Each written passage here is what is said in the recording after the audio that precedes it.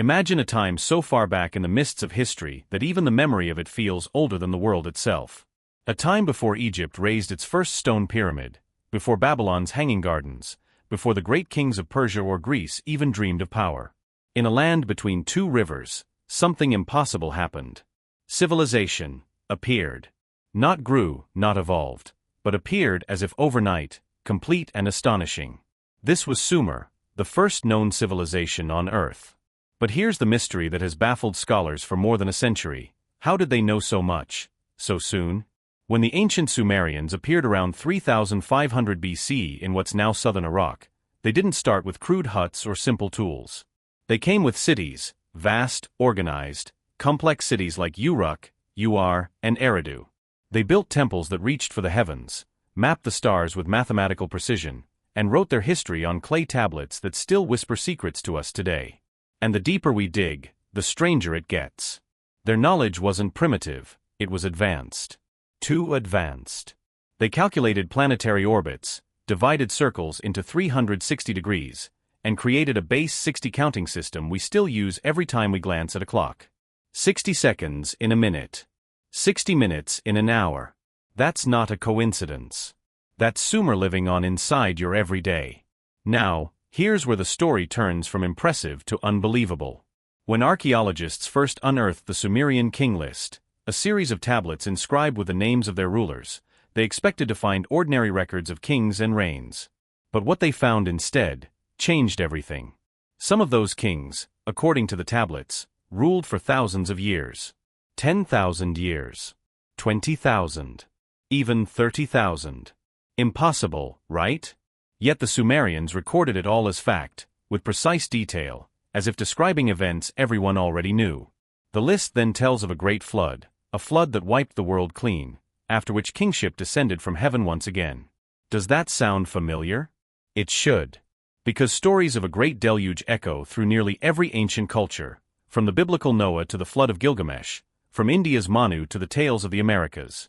So we're faced with a question that refuses to die. Were the Sumerians simply telling myths, or preserving memories of a forgotten past, a civilization before civilization? The Sumerians themselves seemed to believe they were restoring something lost. They said their knowledge, their laws, their cities, all came from the gods. But not the kind of gods that float around in abstraction. Their gods had names, faces, duties, and origins not of this world. They called them the Anunnaki, those who from heaven to earth came. According to their own writings, these beings descended to earth long before the first human king. They taught agriculture, astronomy, writing, and metallurgy. They shaped mankind from the clay, not in a metaphorical sense, but literally. The story of creation found on the Sumerian tablets describes divine beings mixing the blood of gods with the clay of earth to form humankind, to serve, to labor, and to carry the will of the gods. And yet, if you compare that tale to later versions, the biblical Adam molded from dust, life breathed into clay, the similarities are uncanny. Coincidence? Or inheritance? Every archaeologist who stood among the ruins of Uruk has felt the same thing, that eerie sense that something about this civilization feels older than it should be. Not just first, but too first. How could people without a known predecessor create language, law, astronomy, complex irrigation systems, and literature all at once? How could a culture isolated by time have birthed ideas that became the foundation of everything that followed? Let that sink in for a moment. We measure time with their numbers. We tell stories born from their myths. We even trace our written language back to their cuneiform, pressed into soft clay 5,000 years ago by hands that still seem to reach through time. And what about that language? That's another enigma. Sumerian is a linguistic isolate, meaning, it's related to no other known tongue on Earth. Not Akkadian, not Egyptian, not Indo-European, not anything. It simply appears, fully formed, like a code from another world. Think about that, the world's first written language, and we have no idea where it came from. It's as if someone handed them a ready-made system of communication, and they just began to write. You see, Sumer wasn't just the birthplace of civilization, it was the birthplace of mystery itself. The kind of mystery that makes you pause and wonder, are we really the first? Or are we the survivors of something older, something half-remembered, written in symbols and myths so ancient that we no longer recognize them as truth? The Sumerians believed time was cyclical, that history repeats in great ages, rising and falling like the tide.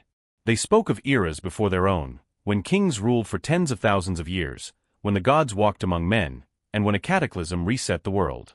Their king list begins not with once upon a time, but with after kingship descended from heaven. In other words, civilization was not invented by men, it was restored to them. Now imagine standing in the ruins of Eridu, one of the oldest Sumerian cities, the city of the first kings.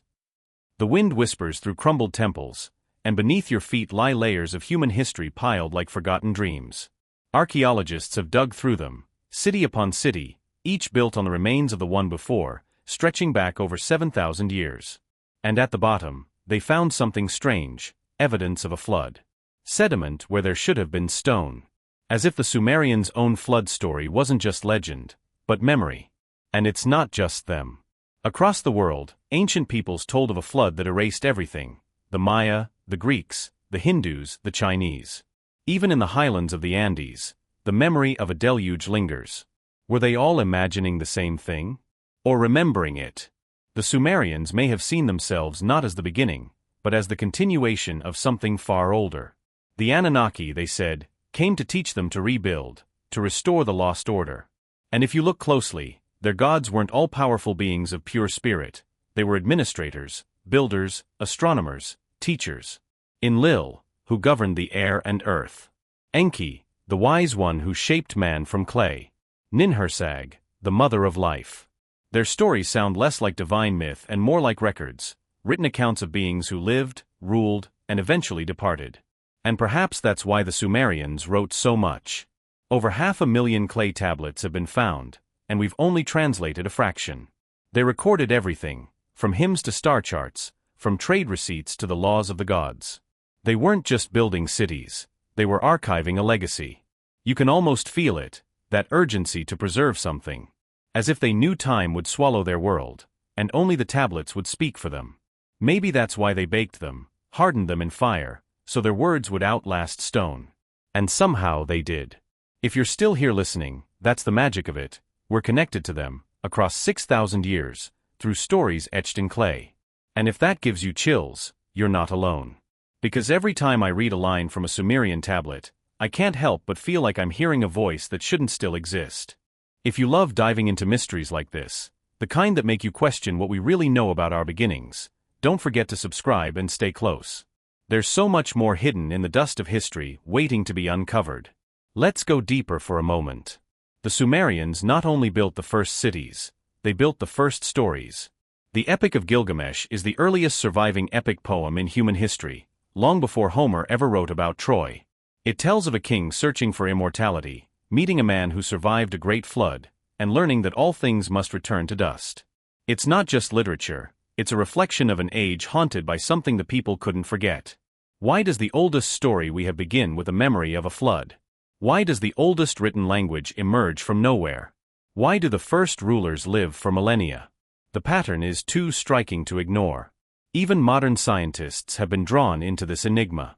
Geological evidence shows that around the end of the last ice age, roughly 12,000 years ago, massive floods reshaped the world, the kind of floods that could erase entire civilizations.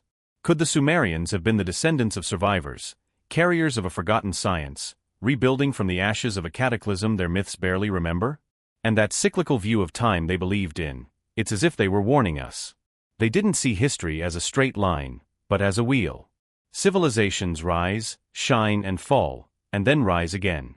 It's a pattern woven into every ruin we uncover.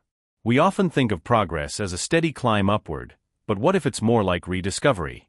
What if the knowledge we call modern is simply the echo of something ancient? Every time we split an atom or map a star, maybe we're walking paths once tread by hands we've long forgotten. Sometimes when I think about the Sumerians, I imagine a circle closing, our digital age running on a base 60 system created before the Bronze Age even began. Our clocks, our data, our very sense of order, all humming with a rhythm born in the land between two rivers. We think we're modern, yet we measure our world with the mathematics of Sumer. And that's the quiet brilliance of history. It's not dead, it's encoded. The Sumerians knew that knowledge was cyclical too.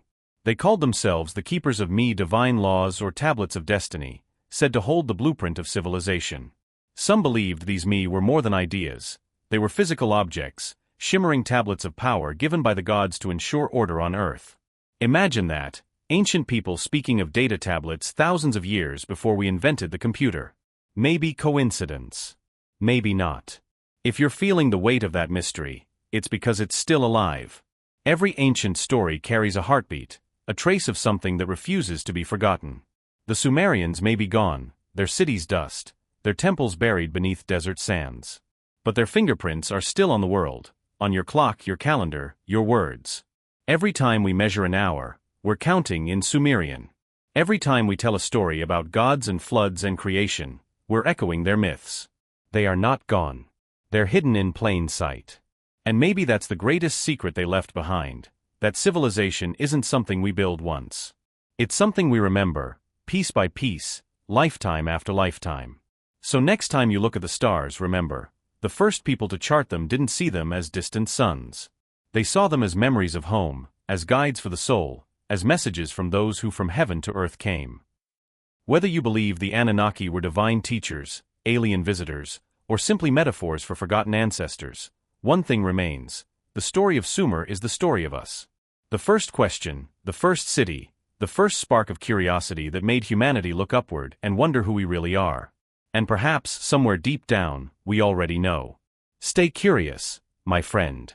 There are still countless secrets buried in the sands of time, and I'll be here to walk with you through every one of them. Because history isn't just about the past. It's the oldest memory of who we might have been, and who we might yet become. So if you haven't yet, make sure to subscribe, because this journey into our forgotten beginnings has only just begun.